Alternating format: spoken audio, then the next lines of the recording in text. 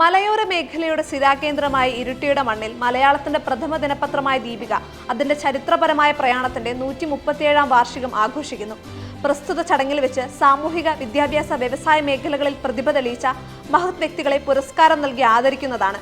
വിദ്യാഭ്യാസ രംഗത്ത് മലയോര മേഖലയുടെ അഭിമാനമായ അങ്ങാടിക്കടവ് ഡോൺ ബോസ്കോ കോളേജിന്റെ കൺവെൻഷൻ സെന്ററിൽ വെച്ച് ഫെബ്രുവരി 10 ശനിയാഴ്ച വൈകുന്നേരം 3:30 നടത്തപ്പെടുന്ന ആഘോഷ പരിപാടികളോട് ചേർന്ന് പ്രശസ്ത കലാകാരന്മാർ അണിനിരക്കുന്ന കലാസന്ധ്യയും ഉണ്ടായിരിക്കും.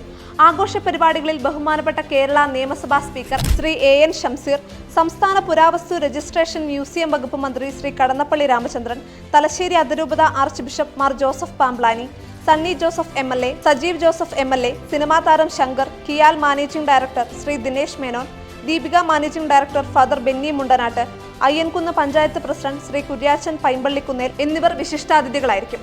രാഷ്ട്രദീപിക കമ്പനി ഡയറക്ടർ ബോർഡ് അംഗങ്ങളായ monsignor Sebastian Palakudy, Shri Denny Thomas Vattakunnel, Rashtradeepika limited director Shri Benny Vazhappallil എന്നിവർ ആശംസകൾ അർപ്പിച്ച് സംസാരിക്കും.